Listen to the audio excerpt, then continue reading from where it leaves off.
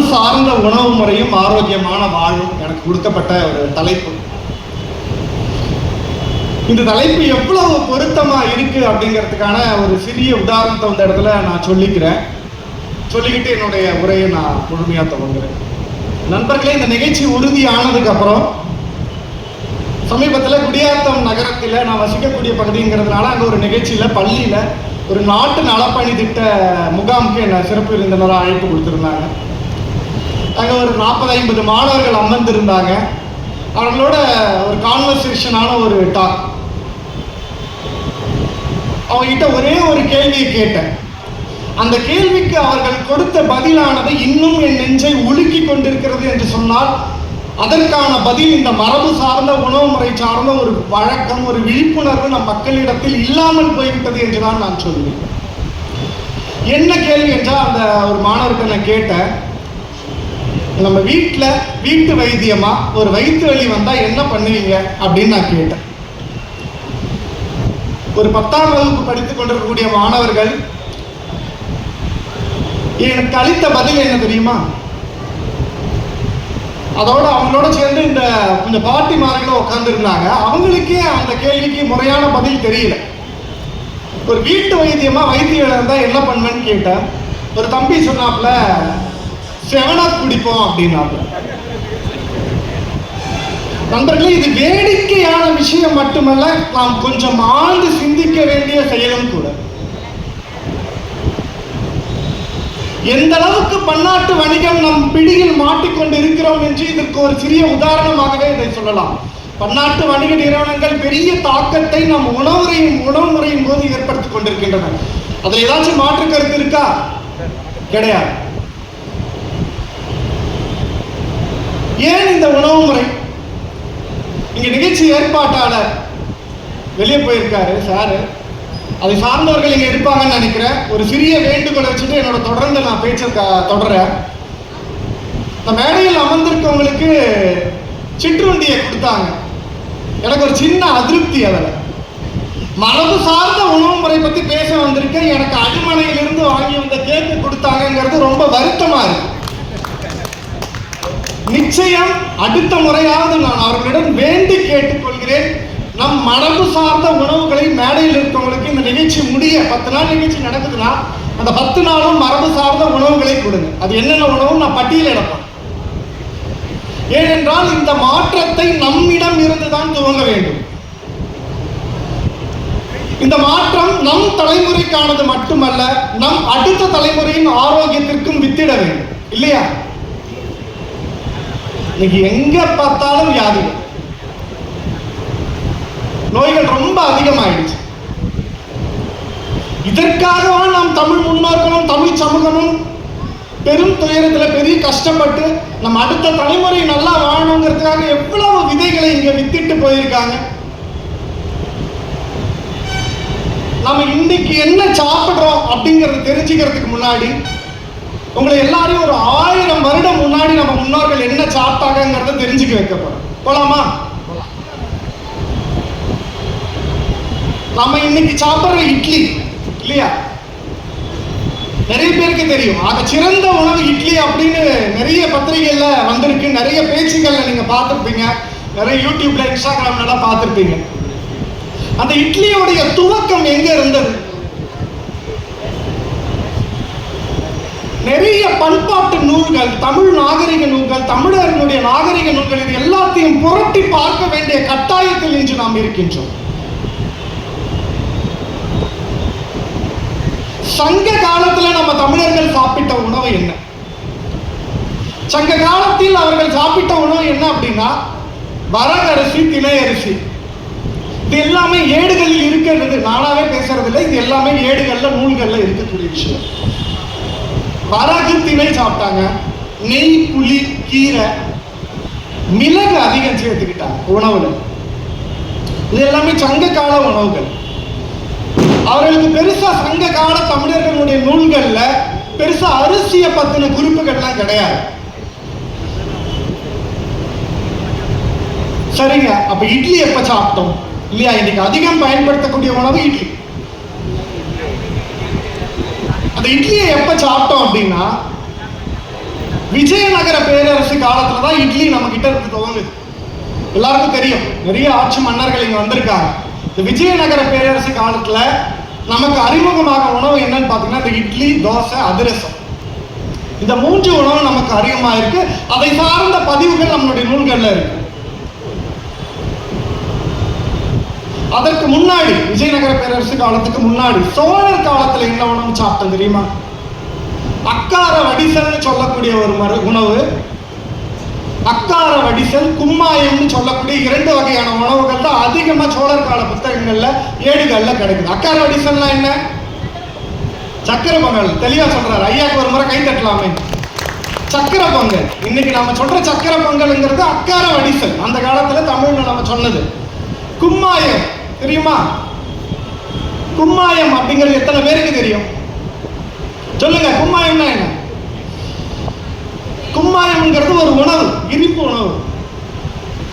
இன்னைக்கு நம்ம பயன்படுத்தக்கூடிய இனிப்புகள் எதுவுமே நம்ம முன்னோர்கள் பயன்படுத்தின இனிப்பு கிடையாது. ஒரு நெய் மைசூர் பாக் இல்லையா, ஒரு ஃபேமஸ் ஸ்வீட் ஸ்டால்ல இருந்து நல்ல ஒரு கடலை மாவை போட்டு நிறைய சர்க்கரையை போட்டு ஒரு நெய்யை ஊற்றி அழகா ஒரு கீ மைசூர் பாக் தயார் பண்ணாங்க. இது நம்ம முன்னோர்கள் சொன்ன உணவா? நிச்சயமா கிடையாது. ஏன்னா இந்த கடலை மாவு, இந்த கடலை சேர்ந்த உணவுகள் இருக்குல்ல, இன்னைக்கு நிறைய மிச்சர் கடை, ஸ்வீட் கடை, கடலை சார்ந்த உணவுகள் இருக்கு இல்லையா. இந்த கடலை மாவு சார்ந்த உணவுகள் எப்ப வந்ததுன்னா இந்த விஜயநகர பேரரசு காலத்துல நமக்கு அறிமுகமாக்கப்பட்டதுதான் இந்த கடலை மாவு சார்ந்த உணவுகள். அதுக்கு முன்னாடி நம் தமிழ் முன்னோர்கள் அதை பயன்படுத்தினது கிடையாது. கும்மாயம் என்னன்னு சொல்லணும்? கும்மாயம் தான் நம் தமிழ் சமூகத்தின் இனிப்பு உணவு. எல்லார் வீட்லயும் இன்னைக்கு ஒரு விசேஷம், ஒரு விருந்து படைக்கிறீங்கன்னா கும்மாயம் இல்லாம இல்ல. உங்களுக்கு தெரியும், அதனோட பெயர் மட்டும்தான் தெரியாது. பாயாசம். கும்மாயம்னா என்னன்னா பாயாசம். அதுதான் நம் தமிழ் சமூகத்தின் இனிப்பு உணவு.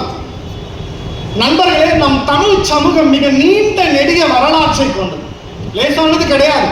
இது ஒரு அழிக்க முடியாத வரலாறு. நம் தமிழ் சமூகம் ஒரு சமூகத்தினுடைய உணவும் பண்பாடும் நாகரிகம் இது எல்லாமே ரொம்ப இரண்டரை கலந்ததுன்னே சொல்லலாம். நம் தமிழ் சமூகத்தை, நம் சமூகத்தினுடைய மரபுகளை சிதைக்கணும்னா ஒரு பெரிய ஆயுதம் எது தெரியுமா? நம் உணவு முறையை சிதைக்கிறது தான் பெரிய ஆயுதம். இதைதான் இன்னைக்கு பன்னாட்டு கம்பெனிகள் செய்துட்டு இருக்காங்க. நம்ம உணவு முறையை சிதைச்சிட்டா நம் தமிழ் சமூகத்தினுடைய மரபு, பண்பாடு, நாகரிகம் எல்லாம் மறந்து போயிடும். அதுல ஏதாச்சும் மாற்று கருத்து இருக்கா? கிடையாது. சோ நம் தமிழ் சமூகத்தின் உணவை நம்ம பின்பற்ற வேண்டிய கட்டாயம், சூழல் இன்னைக்கு இருக்கு. நண்பர்களே, நான் சமீபத்தில் ஒரு பத்திரிகைக்கு ஒரு கட்டுரை எழுதுறேன். புற்றுநோய் சார்ந்த ஒரு கட்டுரை. இன்னைக்கு தெரியும், நான் படிக்கக்கூடிய காலத்துல புற்றுநோய் அங்கொன்னு இங்கொன்னுமா இருந்தது. ஆனா இன்னைக்கு பாத்தீங்கன்னா வீதிக்கு வீதி புற்றுநோய் இல்லையா? மறுக்க முடியுமா? வீதிக்கு வீதி புற்றுநோய். அந்த புற்றுநோய் வருவதற்கான காரணம்னு சொல்லி நிறைய ஆய்வுகளை படிச்சு பார்த்தேன். நிறைய புத்தக வாசிப்பு. ஏன்னா இந்த மேடையில தான் நான் புத்தக வாசிப்பை பத்தி பேச முடியும். ஒரு பாரம்பரிய அரிசி திருவிழாவிலையோ இல்ல ஒரு இயற்கை உணவு சார்ந்து நடக்கக்கூடிய ஒரு திருவிழாவிலையும் நான் போய் புத்தக பத்தி பேச முடியாது. இந்த புத்தக வாசிப்பு ரொம்ப ரொம்ப அவசியம். தி கேன்சர் கோட் அப்படின்னு சொல்லக்கூடிய ஒரு புத்தகம். அந்த புத்தகத்திலே ஒரு செய்தியை ஆணித்தரமாக பதிவிடுகிறார்கள். அதை நான் சொன்னால் இங்க இருக்கக்கூடிய அத்தனை பேருக்கும் அதிர்ச்சியாக இருக்கும். அந்த புத்தகத்தினுடைய ஆத்தர் ஒரு வரியை குறிப்பிடுறாரு. கேன்சர் அப்படின்னு சொல்லக்கூடிய அந்த செல்கள், புற்று செல்கள் ஏதோ உணவினாலேயோ மருந்துனாலேயோ நம்ம உடம்புல உற்பத்தி ஆகிறது கிடையாது. ஒவ்வொரு உடம்புக்குள்ளேயும் அந்த புற்றுநோய்க்கான செல்கள் உறங்கிக் கொண்டிருக்கின்றன இயற்கையிலேயே. அந்த செல்கள் புற்றுநோயாய் மாறுவதற்கு யார் ஒரு உணவையோ இல்ல வெளியிலிருந்து ஒரு புறக்காரணியோ சேர்த்து உள்ளுக்கு செலுத்தி அந்த செல்களை புற்று செல்களாய் மாறுவதற்கு யார் அந்த ஒரு சூழ்நிலையை உண்டாக்கி கொடுக்கிறானோ அவனுக்கு தான் அந்த புற்றுநோய் வருதுன்னு சொல்லக்கூடிய ஒரு தகவல் எனக்கு ரொம்ப அதிர்ச்சியா இருக்கு. இந்த இடத்திலே நாம் மரபு சார்ந்த உணவை யோசிக்க வேண்டிய கட்டாயம் இல்லையா? அப்போ நம்ம உடம்புல தூங்கிட்டு இருக்கக்கூடிய ஒரு புற்றுநோய் செல்களை எப்படி நம்ம எழுப்பாம இருக்கிறது? அப்ப என்ன அப்படின்னா, இந்த இடத்துல நம்ம மரபு சார்ந்த உணவு தேவைப்படும். நம்ம மரபு சார்ந்த உணவு நான் சொன்னேன் தெளிவா, அதனுடைய அறிவியல் பின்புலத்தை உங்களுக்கு நான் விளக்குறேன். நம்ம தமிழ் சமூகத்தில் 5 வகையான நிலம் எல்லாருக்குமே தெரியும். குறிஞ்சி, முல்லை, மருதம், நெய்தல், பாலை. இந்த 5 வகையான உணவை நம் தமிழ் சமூகத்தில் இருக்கவர்கள், அந்தந்த நிலத்தில் வசிப்பவர்கள் அவர்களுக்கு கிடைத்த அந்த உணவு முறையை கையாண்டார்கள். ஒரு குறிஞ்சி நில மக்கள் நம்ம இன்னைக்கு சொல்றோம், மாப்பிள சம்பா அரிசி சாப்பிடு, கருப்பு கவனி அரிசி சாப்பிடு, உடம்புக்கு ரொம்ப நல்லது அப்படிங்கிற. மாப்பிள சம்பா அரிசி நம்ம முன்னோர்கள் பயன்படுத்தினாங்களா நமக்கு தெரியுமா? தெரியாது. ஆனால் சொல்கிறேன், தெரிந்து கொள்ளுங்கள். நம்மளுடைய சங்ககால தமிழர் உணவு அப்படின்னு சொல்லக்கூடிய ஒரு புத்தகத்துல அழகா குறிப்பிடுறாங்க, சிகப்பரிசி சோறும் உடும்பு கறியும் சாப்பிட்டவர்கள் யாருன்னா குறிஞ்சி நிலத்தில் வாழ்ந்த மக்கள். சிகப்பரிசி சோறு, இன்னைக்கு நம்ம சொல்லக்கூடிய மாப்பிள சம்பா, குருவிக்கார், குள்ளக்கார், அந்த மாதிரியான சிகப்பு நிற அரிசிகள். அன்பர்களே, அதில் இருக்கக்கூடிய அறிவியல் பின்புலத்தையும் இந்த இடத்துல நம்ம சேர்த்து பேசணும். மாப்பிள சம்பா சாப்பிட்டா உடம்புக்கு நல்லது, மாப்பிள்ளைக்கெல்லாம் அந்த காலத்தில் அதுதான் செஞ்சு கொடுப்பாங்க அப்படிங்கிறதெல்லாம் நமக்கு தெரியும். ஆனால் அதற்கு பின்னாடி என்ன அறிவியல் பின்புலம் தெரியுமா? அந்த மாப்பிளை சம்பா அரிசியின் மேல இருக்கக்கூடிய அந்த தொலியில ப்ரோ ஆந்தோசயனிடின்னு சொல்லக்கூடிய ஒரு வேதிப்பொருள், ப்ரோ ஆந்தோசயனிடின், கிட்டத்தட்ட கிரீன் டீ இன்னைக்கு நம்ம குடிக்கிறோம் இல்லையா, உடம்புக்கு நல்லது அப்படின்னு இல்லை அமேசான்ல ஆர்டர் பண்ணுவாங்க, பிளிப்கார்ட்ல ஆர்டர் பண்ணுவாங்க. கிரீன் டீ ஒரு நாளைக்கு 3 முறை குடிங்க, 4 முறை குடிங்க. அந்த கிரீன் டீயில் இருக்கக்கூடிய அந்த உடம்பு, நம்மளுடைய உடம்புல இருக்கக்கூடிய மரபணுக்கள் சிதையாமல் தடுக்கக்கூடிய ஆன்டி ஆக்சிடென்ட்னு சொல்லுவாங்க. அந்த தன்மையில் இருக்கக்கூடிய வேதிப்பொருட்கள் கிரீன் டீயை விட கிட்டத்தட்ட ஒரு 7 இருந்து 10 மடங்கு அதிகம். எதுல இருக்கு தெரியுமா? மாப்பிள சம்பா அரிசி, சிகப்பரிசி. இது எல்லாமே அறிவியல் பேப்பர்ஸ், நிறைய ரிசர்ச் பேப்பர்ஸ் இருக்கு. நீங்க அதை சார்ந்த தேடல்களோட அதை தெரிஞ்சுக்கலாம். இந்த மாப்பிள சம்பா அரிசி, சிகப்பரிசி, இந்த குருவிக்கார்னு சொல்லக்கூடிய அரிசி, குருவிக்காருங்கிறது ஒரு அரிசி வகை, அதிகப்படியான இரும்பு சத்தை கொண்டது. குள்ளக்கார அரிசி, இந்த குள்ளக்கார அரிசியோடைய தன்மை என்ன பார்த்தீங்க அப்படின்னா, இரும்பு சக்தியும் அதிகம் கொண்டது. கிளைசிமிக் இண்டெக்ஸ் சொல்லுவோம். ஒரு உணவு நம்ம சாப்பிட்ட உடனே உடம்புல எந்த அளவுக்கு ரத்தத்தில் சர்க்கரை அளவை வேகமாக கூட்டுதுங்கிறதா கிளைசிமிக் இண்டெக்ஸ். சர்க்கரை வியாதிகளுக்கு நிறைய சர்க்கரை வியாதிகாரங்க அதை பத்தி தெரிஞ்சுக்கணும். உதாரணத்துக்கு ஒரு டீஸ்பூன் ஒரு சர்க்கரையை சாப்பிட்றோம் அப்படின்னா எந்த அளவுக்கு சர்க்கரையை கூட்டும்னா கிட்டத்தட்ட 75 to 80 அளவுக்கு சர்க்கரையை கூட்டும் கிளைசிமிக் இண்டெக்ஸ். இந்த குள்ளக்கார அரிசி, சிவப்பு நிற அரிசி, அதனுடைய கிளைசிமிக் இண்டெக்ஸ் பார்த்தீங்கன்னா வெறும் 52 தான். நீங்க நம்ம இன்னைக்கு சாப்பிட்றோம் இல்லையா, வெள்ளை அரிசி, வெள்ளை சாதம், அந்த வெள்ளை அரிசியில செய்த உணவுகளுடைய கிளைசிமிக் இண்டெக்ஸ் பார்த்தீங்கன்னா 70 to 80 வரை. அந்த அளவுக்கு ரத்தத்தில் சர்க்கரையை வேகமாக கூட்டக்கூடிய தன்மை இந்த வெள்ளை நிற அரிசிக்கு இருக்கு. இதையெல்லாம் ஒதுக்கிவிட்டு நம் சமூகத்தில் இருந்த முன்னோர்கள் இந்த சிகப்பு அரிசியை பயன்படுத்தி இருக்கார்கள். எந்த ஒரு அற்புதம்! அவர்களுக்கு கிளைசிமிக் இண்டெக்ஸ்னா என்னன்னு தெரியாது, அவர்களுக்கு ப்ரோ ஆந்தோசயனிடின்னா என்னன்னு தெரியாது. அவர்களுக்கு தெரிந்த ஒரே ஒரு விஷயம் என்னன்னா, இந்த உணவு தான் நம் உடலுக்கு நல்லது என்பதை ஆணித்தரமாக தெரிந்து வைத்திருக்கிறார்கள். அதையெல்லாம் நாம் இன்னைக்கு கோட்டை விட்டு நிற்கிறோம். சிகப்பு நிற அரிசிக்கு மட்டுமே இத்தனை அறிவியல் பின்புலங்கள். இது குறிஞ்சி நிலத்து மக்கள். முல்லை நிலத்து மக்கள், காடு சார்ந்த இடத்தில் வசிச்ச மக்கள் என்ன சாப்பிட்டாங்கன்னா, வரகரிசியும் திணை அரிசியும் முக்கியமா சாப்பிட்டாங்க. வரகு திணை இன்னைக்கு தெரியும், வரகரிசி திணை அரிசி இல்லையா, ஃபாக்ஸ்டைல் மில்லட் அப்படின்னு நிறைய பேர் பயன்படுத்தும் திணை அரிசி. இந்த சர்க்கரை நோயை கட்டுப்படுத்துவதில் ஆக சிறந்த சிறுதானியம் எது சென்றால் அது இந்த திணை அரிசி தான். இந்த திணை அரிசியினுடைய கிளைசிமிக் இண்டெக்ஸ் பார்த்தீங்கன்னா 50 to 55, இந்த குள்ளக்கார அரிசி போலதான். ஆனா அதை சார்ந்த விழிப்புணர்வு இன்னைக்கு நம்ம ஊர் மக்களுக்கு கிடையாது. இன்னைக்கும் இந்த ஜவ்வாது மலை பகுதியில் நம்ம ஊர்ல தான் நிறைய விளைவிக்கிறாங்க திணை, சாமை எல்லாமே. இந்த திணை அரிசியை அந்த முல்லை நிலத்த மக்கள் பயன்படுத்தியிருக்காங்க, வரகரிசியை பயன்படுத்தியிருக்காங்க. அதிகப்படியான புரதச்சத்து, நார்ச்சத்து, இதுல சர்க்கரையை விட புரதச்சத்தும் நார்ச்சத்தும் இந்த சிறுதானியங்கள்ல அதிகம். இந்த நார்ச்சத்துன்னு நம்ம சொல்றோம் இல்லையா, இன்னைக்கு உலகம் முழுக்க இருக்கக்கூடிய அறிவியலாளர்கள் தேடக்கூடிய பொருளாக மாறி இருக்கக்கூடியது இந்த நார்ச்சத்து தான். நார்ச்சத்துல 2 வகை. ஒன்னு கரையக்கூடிய நார்ச்சத்து, இன்னொன்னு கரையாத நார்ச்சத்து. சாலிபிள் ஃபைபர், இன்சாலிபிள் ஃபைபர்னு சொல்லுவாங்க. இந்த சாலிபிள் ஃபைபர் நம்ம உணவில் இருக்கக்கூடிய கரையக்கூடிய நார்ச்சத்து என்ன பண்ணும் அப்படின்னா, நம்ம உணவுல கலந்து ரத்தத்தோட சேர்ந்து இதயத்தை பாதுகாக்கக்கூடிய தன்மை இந்த சாலிபிள் ஃபைபருக்கு. இன்சாலிபிள் ஃபைபர் கரையாத நார்ச்சத்து என்ன பண்ணுனா, நம்ம உணவோட கலந்து அப்படியே வெளியே தள்ளும். மலத்தை எளிமையாக வெளியே தள்ளி மலத்தை இலகுவா, அதோட உடம்பில் இருக்கக்கூடிய இந்த பேட் கொலஸ்ட்ரால் நம்ம சொல்றோம் இல்லையா, அந்த பேட் கொலஸ்ட்ராலை குறைக்கக்கூடிய தன்மை இருக்கு. இதெல்லாம் திணையரிசிக்கு இந்த மருத்துவ நன்மைகள்லாம் இருக்குன்னு முன்னோர்களுக்கு தெரியாது. ஆனால் அவர்களுக்கு தெரிந்தது இந்த உணவு ஆக சிறந்த உணவு, இதை தான் நாம் எடுக்க வேண்டும், நாம் அடுத்த தலைமுறைக்கு இதை பற்றிய ஒரு அறிவை உண்டாக்க வேண்டும் என்றுதான் கருதினார்கள். மருத நிலத்து மக்கள், நம்ம நிலத்துல வசிக்கிறவங்க, நம் நிலத்துல வசிக்கிறவங்க என்ன பண்ணாங்க அப்படின்னா, அவர்களுடைய உணவு தலையாய உணவாக இருந்தது சோறு. நம்ம சாப்பிடுறோம் இல்லையா, சோறு. அதோட அவர்கள் எதை பயன்படுத்தினாங்க அப்படின்னா, வரகரிசியை பயன்படுத்துறாங்க. அவர்கள் இந்த மருத நிலத்துல பாத்தீங்கன்னா வயல் நண்டு அதிகமா பயன்படுத்திருக்காங்க. எனக்கு தெரியும், நண்டு நிறைய கிராப் பெரிய பெரிய ஹோட்டல்ல வச்சிருக்காங்க. அந்த கிராபினுடைய மருத்துவ நன்மைகள் ஏராளம். அதை உணவாய் பயன்படுத்தியவர்கள் நம்மளுடைய மருத நிலத்து மக்கள். அந்த நிலத்தில் இருக்கக்கூடிய உணவை முதன்மை உணவாக பயன்படுத்தியவர்கள் நம் தமிழ் சமூகத்தில் இருக்கக்கூடிய முன்னோர்கள். நெய்தல்,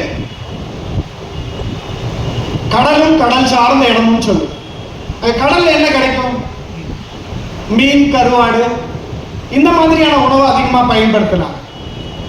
அவர்கள் பண்டமாற்று முறையில் என்ன பண்ணாங்க அப்படின்னா, அந்த மீனை கொண்டு இந்த மற்ற நிலங்கள்ல இருக்கவங்க கிட்ட கொடுத்துட்டு அவங்க கிட்ட இருந்து இந்த சிகப்பரிசியோ இல்லாட்டி வரகரிசியோ திணையரிசியோ வாங்கி அதோட சேர்த்து பயன்படுத்த ஆரம்பிச்சாங்க. இந்த பாலை நிலத்து மக்கள் வறண்ட நிலம், அவர்கள் முழுக்க முழுக்க பயன்படுத்தினது பார்த்தீங்க அப்படின்னா பண்டமாற்று முறையில தான் பயன்படுத்தினாங்க. அவர்கள் அதிகம் இறைச்சியை தான் பயன்படுத்தியிருக்காங்க. இந்த மாதிரி நம் தமிழ் சமூகத்தில் இருக்கக்கூடிய நிலம் சார்ந்த உணவு முறைகள் எல்லாம் இன்னைக்கு மாறிவிட்டு, ஒரு ஆப்ல போய் ஃபுட்டு நம்ம என்ன வேணும் அப்படின்னு தட்டுட்டா அடுத்த 10 நிமிஷத்துல நம்ம வீடு தேடி வந்துடும். நம்ம வாய்க்கு ருசியா இருந்தா போதும் அப்படின்னு நம்ம நினைக்கிறோம். இந்த இடத்துல ஒரு கருத்தை நான் பதிவு செய்கிறேன். ஒரு உணவு வெறும் பசி ஆற்றுவதற்கு மட்டுமே கிடையாது. இங்க இருக்கக்கூடிய அத்தனை பேரும் அதை புரிந்து கொள்ள வேண்டும். இந்த ஒளிபெருக்கியில கேட்டிருக்கக்கூடிய மொத்த இங்க இருக்கக்கூடிய நபர்கள் எல்லாருமே அதை தெரிஞ்சுக்கணும். உணவு அப்படின்னா வெறும் வாய்க்கு ருசி தான் அப்படின்னு நினைக்கிறாங்க. அது முக்கிய தவறான ஒரு விஷயம். உணவு வாய்க்கு ருசி அப்படின்னா ஒரு வண்டிக்கு பெட்ரோலோ ஒரு டீசலோ போடுறதுதான், அதோட முடிஞ்சிருக்கு. ஆனால் நம்ம உணவு அதை சார்ந்து கிடையாது. நம்ம உடலுக்கு ஆற்றலை தரக்கூடியது, உடலை வளர்க்கக்கூடியது, அது அத்தனைக்கும் மேல் நம்ம உடலை அழியாமல் காக்கக்கூடியதாக இருக்க வேண்டும். அதுதான் நம்ம உணவு. அப்படிதான் நம்ம முன்னோர்கள் உணவை முன்னிறுத்தினாங்க. அதெல்லாம் மாறி போயிடுச்சு. நம்ம வெறும் வாய்க்கு ருசியை மட்டும்தான் இன்னைக்கு இருக்கக்கூடிய சூழல்ல பார்க்கிறோம். அது நம்ம உடம்புக்கு நல்லதா கெட்டதா அப்படிங்கிற நிலைமை எல்லாம் மாறிடுச்சு. அந்த மாதிரி நிறைய உணவுகள், இந்த சிறுதானியங்களை பத்தி நம்ம நிறைய பேசணும். ஏன்னா நம்ம முன்னோர்கள் அதிகம் பயன்படுத்தியது இந்த அரிசி சோறை தவிர சிறுதானியங்களை தான் அதிகம் பயன்படுத்தினாங்க. இன்னைக்கு நம்ம ஊர்ல கம்பு சோளம்லாம் நிறைய கொஞ்சம் விழிப்புணர்வு அதை பயன்படுத்த துவங்கியிருக்காங்க. நான் சிறு வயதா இருக்கும் போதெல்லாம் கம்பு சோளத்தையெல்லாம் இந்த மாட்டுக்கு கொடுக்கக்கூடிய ஒரு உணவாக தான் இருந்தது. அதை சார்ந்த புரிதல் இல்லை. கேழ்வரகு, கம்பு, சோளம் எல்லாமே. சர்க்கரை நோயை கட்டுப்படுத்துவதில் மிக சிறந்த உணவுனா அது கம்பு தான். எளிமையா கிடைக்கக்கூடியது, விலையும் குறைவு, மலிவு விலையில கிடைக்கும். இந்த கம்பினுடைய கிளைசமிக் இண்டெக்ஸ் பார்த்தீங்க அப்படின்னா வெறும் 54 தான். அந்த கம்பன் களி இத்தனை பேர் சாப்பிட்டுருப்பாங்கன்னு தெரியல. இன்றைக்கும் மலையில் வாழக்கூடிய மக்கள் அதை தான் முதன்மை உணவாக பயன்படுத்திட்டு இருக்காங்க. சோ ஒரு உணவு, அதற்கு இருக்கக்கூடிய மருத்துவ பின்புலம், இது ரெண்டுமே நமக்கு தெரிஞ்சுக்க வேண்டிய அவசியம் இருக்கு. சோளம், கம்பு, சோளம் நிறைய பேருக்கு தெரியும் இல்லையா? சோளம் மக்காச்சோளம் கிடையாது, அது நம்மளோட உணவு கிடையாது. சோளம் மட்டும்தான் நம்ம உணவு. இந்த சோளம் இந்த புறாக்களுக்கெல்லாம் தீனி போடக்கூடிய ஒரு பொருளாக தான் இருந்தது. கிட்டத்தட்ட பாலை விட 2 மடங்கு புரதச்சத்து கொண்டது இந்த சோளம். இந்த கம்பினுடைய நன்மை பார்த்தீங்கன்னா நிறைய பேருக்கு தெரியும். இந்த கம்பு வந்து இந்த பெண்களுக்கு வளகாப்பு சமயத்துல கம்பை வந்து வெள்ளத்தோட சேர்த்து உருண்டை பண்ணி கொடுப்பாங்க. எதுக்காக கொடுக்குறாங்க அப்படின்னா, கிட்டத்தட்ட அரிசியை விட 8 மடங்கு இரும்பு சத்து அதிகம் இருக்கக்கூடிய பொருள் கம்பு. இன்னைக்கு அனிமியாக்காக, ரத்த சோகைக்காக வருஷ கணக்கில் மாத்திரை எடுத்துட்டு இருக்கவங்க எவ்வளவு பேர். மாத்திரை எடுத்தும் எனக்கு ரத்தம் இம்ப்ரூவ் ஆகல அப்படின்னு சொல்றவங்க நிறைய பேர். அப்ப உணவை மருந்தாக்க கற்றுக்கணும், உணவை மருந்தாக்க மாற்றணும். என்ன மாதிரியான உணவு? கம்பு ரொம்ப எளிமையா கிடைக்கக்கூடியது. வாரத்துல 2 நாள் இந்த கம்பு களியோ இந்த கம்பு கூழோ செஞ்சு கொடுத்துக்கணும். கேழ்வரகு பார்த்தீங்க அப்படின்னா பாலை விட அதிகமான கால்சியம் இந்த கேழ்வரகுல இருக்கு. இதை எல்லாமே நம்ம முன்னோர்கள் எப்படி பயன்படுத்தினாலும் வெறும் கம்பி களியோ இல்லை சோளமோ இந்த தோசையாகவோ அடையாகவோ மட்டும் இல்லை, முக்கியமா அடையா எல்லாத்தையுமே பயன்படுத்த ஆரம்பிச்சாங்க. உதாரணத்துக்கு இந்த கேழ்வரகு முருங்கை சேர்ந்த அடையா செஞ்சாங்க. கேழ்வரகு முருங்கையும் சேர்ந்த அடை அதிகப்படியான கால்சியத்தை நமக்கு கொடுக்கக்கூடியது. முடக்கருத்தான்னு சொல்லக்கூடிய ஒரு மூலிகை, அதை அடையா பயன்படுத்தினாங்க. தூதுவளை அடைய பயன்படுத்தினாங்க. முசுமுசிக்கை அடைய பயன்படுத்திருக்காங்க. இந்த மாதிரி கீரைகளை அதிகம் சேர்ந்த உணவாக நம்ம முன்னோர்கள் அதிகமா பயன்படுத்தியிருக்காங்க. அதே கீரை கஞ்சி அப்படின்னு சொல்லி சங்ககால உணவுல பேசுறாங்க. கீரை கஞ்சி எனக்கு தெரிஞ்சு யாராச்சும் அதை செய்யறாங்களான்னா எனக்கு தெரியல. மேபி செய்யறதா இருந்தா ரொம்ப அது மகிழ்ச்சியான ஒரு செய்தியா தான் நான் எடுத்துக்குவேன். கீரை கஞ்சி அவ்வளவு போஷக்கான உணவு. என்ன கீரை கஞ்சி? நம்ம அரிசியை உலையில போட்டு கொதிக்க வைக்கும் போது நம்ம கீரையை சேர்த்து அதிலே போட்டு கொதிக்க வச்சிருவாங்க. அதை தான் உணவாக பயன்படுத்தியிருக்காங்க. ஸோ அதில் பார்த்தீங்க அப்படின்னா ஒரு கார்போஹைட்ரேட் கிடைச்சிருது. கீரைகளில் இருக்கக்கூடிய அத்தனை சத்துக்களும் ஒரே குடுவையிலே கிடைச்சிருது, ஒரே பாட்டில். ஸோ கீரை கஞ்சி நம்ம முன்னோர்கள் அதிகம் பயன்படுத்தியிருக்காங்க. இந்த கீரை அடைகளையும் அதிகமாக பயன்படுத்தியிருக்காங்க. நம்ம இன்னைக்கு தெரியணும், இந்த மாதிரியான உணவுகள்லாம் நமக்கு தெரியணும். நம்ம இந்த மரபு சார்ந்த உணவை நம்ம அடுத்த தலைமுறைக்கு கொண்டு சேர்க்க வேண்டிய இந்த சூழல்ல நம்ம இருக்கோம். சமீபத்தில் ஒரு தகவல், கிட்டத்தட்ட 11 to 16 வயது வரை இருக்கக்கூடிய இளம் வயதினருக்கு உடல் பருமன் அதிகமா இருக்கிறதா ஒரு ஆய்வு அறிக்கை வெளியாகும். 11 to 16. ஏன் பாத்தீங்க அப்படின்னா இந்த 11 to 16 வயது இருக்கிறவங்க பெரும்பாலும் வந்து பாத்தீங்கன்னா சின்ன பசங்க, நம்ம எது கேட்டாலும் பேரண்ட்ஸ் வாங்கி கொடுத்துருவோம். அதான் இங்க நடக்கிற பிரச்சனை. குழந்தை சாப்பிட்டும் பா, என்னைக்காவது ஒரு நாள் கேட்குது, என்னைக்காச்சும் ஒரு நாள் தானே கேட்குது, வாங்கி கொடுப்போமே இல்லையா? என்னைக்காச்சும் ஒரு நாள் கேட்குது, என்னைக்காச்சும் ஒரு நாள் கேட்குதுன்னு என்னைக்காச்சும் ஒரு நாள் விஷத்தை வாங்கி கொடுத்துக்கிட்டே இருக்க முடியுமா? ஒரு புத்தகத்திலே நேற்று நான் ஒரு புத்தகத்தை படித்துக் கொண்டேன். தி கேஸ்ட்ரோனமா அப்படின்னு சொல்லக்கூடிய ஒரு புத்தகம். தி கேஸ்ட்ரோனமான்னு சொல்லக்கூடிய ஒரு புத்தகம். அதில் அந்த ஆத்தர் வந்து ஒரு வாக்கியத்தை குறிப்பிடுகிறார். எனக்கு ரொம்ப அதிர்ச்சியா இருக்கு. பிறந்த நாள் கேக்குன்னு சொல்லி நீங்க உங்க பசங்களுக்கு அவங்க விருப்பப்படுறாங்க நீங்க வாங்கி கொடுக்கிற விஷயம், அவர்களுக்கு நீங்க ஒரு மரண துண்டினை கொடுக்கிறீர்கள் என்ற அர்த்தம் அப்படின்னு அந்த ஆத்தர் சொல்றாரு. பிறந்த நாள் கேக்கு நம்ம வாங்கி கொடுக்கக்கூடிய விஷயம், அவருக்கு பீஸ் ஆஃப் டெத் அப்படின்னு சொல்லி அவங்க சொல்றாங்க. அந்த கேக்கு அதுல எவ்வளவு நிதர்சனமான உண்மை இருக்கிறது கொஞ்சம் யோசிச்சு பாருங்க. அந்த பிறந்த நாள் கேக்ல எவ்வளவு, அதுல எத்தனை வேதிப்பொருட்களை கொண்டு வந்து சேர்த்து நம்ம கண்ணு முன்னாடி அழகா கொண்டு வந்து கொடுக்குறாங்க. இதையெல்லாம் நம் தலைமுறைக்கு வாங்கி கொடுத்து அவர்களுடைய உடலை நம்ம தெரியாம சிதைக்கிறோம். நான் முதலில் சொன்ன மாதிரி நம் மரபணுவை நமக்கு தெரியாமலே நம்ம அடுத்த தலைமுறையினுடைய மரபணுவை சிதைத்து கொண்டிருக்கிறோம் இல்லையா? இதையெல்லாம் மறந்து நம் பாரம்பரிய உணவு முறையை பயன்படுத்தும். நாட்டு சர்க்கரைக்கு பதிலாக ஒரு கருப்பட்டியை யூஸ் பண்ணணும். சர்க்கரைக்கு பதிலாக ஒரு நாட்டு சர்க்கரையோ ஒரு கருப்பட்டியை யூஸ் பண்ணிக்கலாம். ஏன்னா அது ரெண்டுத்தினுடைய கிளைசமிக் இண்டெக்ஸ் சேம் தான். அதுல அத்தனை கால்சியம் இருக்கு, இரும்பு சத்து இருக்கு. இதெல்லாம் பயன்படுத்தணும். சர்க்கரையை விட்டு விடணும். பட்டர் நிறைய பேர் யூஸ் பண்ணுவாங்க. அந்த பட்டரை குறைச்சிட்டு நெய்யை பயன்படுத்தலாம். நெய் அப்படிங்கிறது நம்மளுடைய பாரம்பரிய உணவு. நெய்யில அத்தனை நன்மைகள் இருக்கு. அந்த நெய்யில அன்ன சுத்தின்னு பேரு. நம்ம உடம்பு குளிக்கிறோம் இல்லையா? டெய்லி நம்ம உடம்ப குளிக்கிறது நம்ம உடம்புக்கு சுத்தம் பண்றோம். நம்ம உடம்ப சுத்தம் பண்றோம். நம்ம சாப்பிடுற சாப்பாட்டுக்கு சுத்தம் எது தெரியுமா? நம்ம சாப்பிடுற சாப்பாடுல எப்படி சுத்தம் பண்றது? அதுல எத்தனையோ ஒரு இடத்துல பயிர் பண்ணி எத்தனையோ சூழலை தாண்டி வந்திருக்கு. அதுல கண்ணுக்கு தெரியாத உண்மைகள் இருக்கலாம், மண் துகள்கள் இருக்கலாம், எத்தனையோ விஷயங்கள் இருக்கலாம். அதெல்லாம் கடந்து நம்ம உடலுக்கு நல்லதை கொடுக்கணும் அப்படின்னா அன்னம் சுத்தி பண்ணணும். அன்னத்தை எப்படி சுத்தி பண்றது? நம்ம சித்த மருத்துவத்துல என்ன சொல்றாங்க அப்படின்னா, முதல் பிடி சாதத்துல ஒரு தேக்கரண்டி அளவு நெய்யை போட்டு பிசைஞ்சு அதை சாப்பிடுறதுக்கு பேரு அன்ன சுத்தி அப்படிங்கிறாங்க. அந்த அன்ன சுத்தியில அந்த நெய் என்ன பண்ணுமானா, அதுல உணவுல இருக்கக்கூடிய எதா இருந்தாலும் நம்ம குடல் பாதிப்பை உண்டாக்காமல் அந்த நெய் போய் முதல்ல ஒரு கோட்டிங்கை கொடுத்துரும். அந்த கோட்டிங் கொடுத்துறதுனால அடுத்து நம்ம உணவுல இருக்கக்கூடிய நம்ம உடலுக்கு கெடுதியை கொடுக்கக்கூடிய பொருட்கள் எதுவாக இருந்தாலும் நம்ம உடலுக்கு சேதத்தை விளைவிக்காமல் அழகா வெளியும். இது பேர் அன்ன சுத்தின்னு பேர். எவ்வளவு அழகா நம்ம முன்னோர்கள் நம்ம உடலை அழகா காத்திருக்காங்க. இதையெல்லாம் நாம் மறந்து விட்டு இன்னைக்கு எங்க வந்து நிற்கிறோம்? 5 நிமிடத்தில் முடிக்க சொல்லி எனக்கு நோட் வச்சுட்டாங்க. இறுதியா ஒரே ஒரு கதை நான் இந்த இடத்துல சொல்லிக்கிறேன். நம்மளுடைய ரஷ்ய எழுத்தாளர், எல்லாருக்கும் நிறைய பேருக்கு தெரிஞ்சிருக்கும், லியோ டால்ஸ்டாய் அப்படின்னு சொல்லக்கூடிய ஒரு பெரிய எழுத்தாளர், உலகம் முழுக்க போற்றப்படக்கூடியவர். அவர் எழுதுறாரு ஒரு கதை. அந்த ஊர்ல சிறுவர்கள்லாம் ரோட்ல விளையாடிக்கிட்டு இருக்காங்க. அப்படி விளையாடி இருக்கக்கூடிய சமயத்துல அந்த சிறுவர்களுடைய கையிலே ஒரு விதையானது கிடைக்கிறது. அந்த விதையை கொண்டு போய் அந்த ஊர் மன்னனிடம் கொடுத்தாங்க. இது என்ன விதை, கொஞ்சம் கண்டுபிடிங்க அப்படின்னு சொல்லி. இது என்னன்னு பாருங்க. அந்த மன்னனுக்கு என்னன்னு தெரியல, ஏதோ புதுசா கிடைச்சிருக்கு, அது என்னன்னு தெரியல, ஏதோ விதை மாதிரி இருக்குன்னு. அவர் உடனே என்ன பண்றாரு, இந்த ஊர்ல விவசாயம் பண்ணவங்க விவசாயிகள் யாருன்னா இருந்தா கூட்டிட்டு வாங்க அப்படிங்கிறாரு.